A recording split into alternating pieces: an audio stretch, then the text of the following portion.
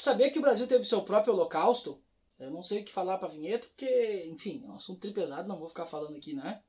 Deixa aí a escolha da editora vinheta. E aí, gurizada, beleza? Aqui é o Renan Freitas do canal Mais Afinal e hoje a gente vai falar sobre o Holocausto brasileiro. Apesar de holocausto ser uma palavra que remete lá ao que aconteceu com os judeus na Segunda Guerra Mundial, ser uma palavra que sofreu um ressignificado para significar isso que aconteceu com os judeus, ela acaba ilustrando muito bem o que aconteceu com o maior hospital psiquiátrico do Brasil. O Hospital Colônia de Barbacena, que foi fundado em 1903, ele tinha a premissa de atender pessoas que sofriam de transtornos mentais. Então se a gente parar para pensar, naquela época, tu criar um hospital assim, já, nossa, um hospital vai tratar pessoas. Nem o conceito de transtornos mentais tinha direito, era mais a galera que era disfuncional dentro da sociedade. O hospital ele era absurdamente grande, ele tinha 8.000 metros quadrados, ele tinha 16 pavilhões e cada pavilhão para uma coisa específica.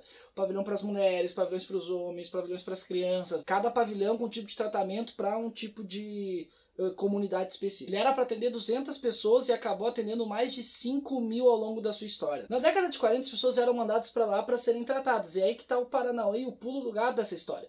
Nem todo mundo que era mandado para lá sofria de algum transtorno mental. Eram pessoas que fugiam do padrão daquela época. Então eram gays, eram prostitutas, moradores de ruas, alguns amantes de políticos. Todo mundo que fugia de determinado padrão naquela época era mandado para esse hospital em Barbacena. De alguma forma tu queria excluir da sociedade, era mandado para lá. Há muita obscuridade quando a gente fala de tratamento psiquiátrico aqui no Brasil, há desconhecimento, há falta de informação, tem um monte de coisa ainda que a gente não fala, seja por vergonha. Isso hoje. Imagina então como era naquela época o tratamento que era dado para essas pessoas. Alguns exemplos que vai ser encontrado no livro, algumas matérias. Eles comiam ratos, eles dormiam na rua sem roupa, vários morriam de hipotermia, eles ganhavam grandes jatos de água fria ou jatos de água quente fervendo, assim.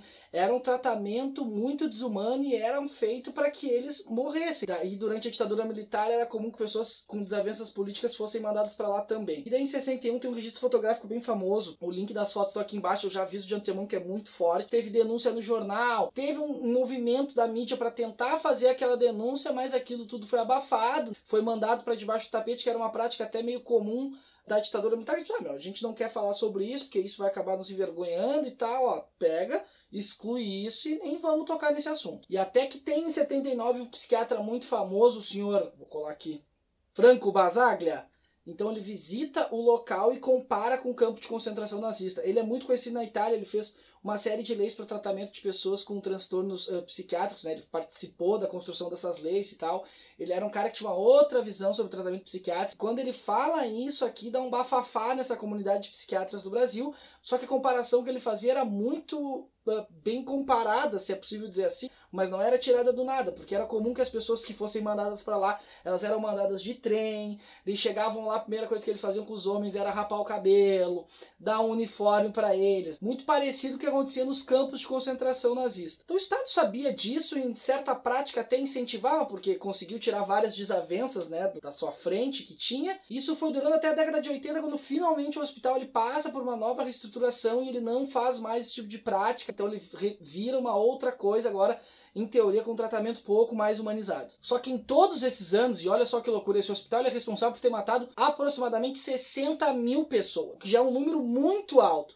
E detalhe dessas 60.000 pessoas, 70% delas não sofriam de nenhum transtorno mental, para tu ver como ele realmente era para exterminar determinados grupos que não eram bem quistos naquela época. E até se a gente for fazer um comparativo hoje em dia, vários desses grupos não são bem quistos hoje, imagina então naquela época. E várias vezes consideram que pessoas desses grupos, gays, prostitutas ou qualquer minoria, muitas vezes são taxadas como, né, sei lá, loucas, como pessoas que têm algum problema, né, mental que precisa ser tratado. O único transtorno que essas pessoas tinham era fugir de um determinado padrão que foi imposto, não se sabe porquê, e nem que seja um padrão correto, e era muito mais fácil fazer isso com essas pessoas e compreender que a graça da vida, às vezes, é ter essas inúmeras visões diferentes sobre determinados assuntos. Como eu falei antes, ainda é algo obscuro quando a gente trata de pacientes que sofrem transtornos mentais, os famigerados, como as pessoas chamam assim, às vezes de forma popular, os loucos. Ainda há muita coisa obscura,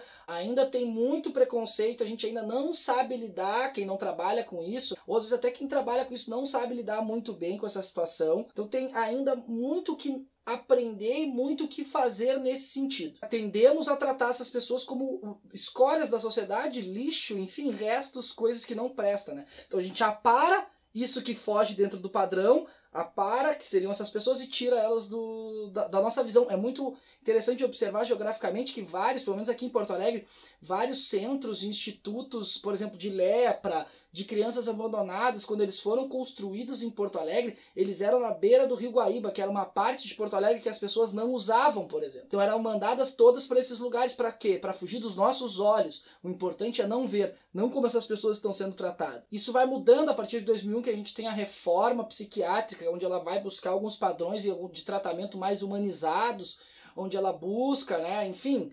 Teria que estudar mais para falar sobre a reforma psiquiátrica, então só para dizer que ela existe e quem sabe a gente trabalha ela num próximo vídeo. Vem da luta antimanicomial, né? Luta antimanicomial. Então, formas mais humanas de tratar essas pessoas. Não coloquei nenhuma imagem aqui, porque as imagens que eu achei são fortes, mas assim, nas referências está repleto de links, matéria de jornal, tem um documentário, então assim, se tu quisesse, me interessei muito por esse assunto, vai ali que tem um bom material para tu começar. Livro. Tem o livro, tem bastante coisa. E eu não sou da história, eu sou da geografia. Mas eu sei que na história a galera tem por hábito de estudar determinadas coisas do tipo, por que a sociedade ela esqueceu de determinados elementos hoje em dia? Esse é um dos elementos, se a gente parar para pensar. Hoje em dia pouca gente discute sobre isso. Parece que há todo um esforço, e daí eu não sei porque eu não sou da história, que é feito ao longo do tempo, para que chegue hoje a gente mal saiba sobre esse tipo de assunto. Já que é uma ferida muito feia da nossa história, tá aí algo que deveria ser exposto para a gente entender o que o ser humano é capaz de fazer. E antes que tu comece a falar assim, eles eram maus os caras lá, os médicos, por isso que eles faziam isso com os pacientes. Recomendo muito um vídeo que eu vou deixar linkado aqui, tá? Lá do canal Mas Afinal, que é a banalidade do mal. E eu vou dizer uma coisa para vocês, gurizada. Quem faz isso não é necessariamente uma pessoa má, tá? Vão lá no vídeo, deem uma olhada que vocês vão entender melhor essa minha afirmação aqui. Espero que vocês tenham gostado do vídeo. Passa lá no Mas Afinal, te inscreve lá, vê os vídeos que tem lá também, que são bem interessantes. E antes de acabar o vídeo, eu vou deixar uma pergunta para vocês responderem. Se tivéssemos um hospital assim hoje no Brasil, será que não ia ter muita gente que ia apoiar?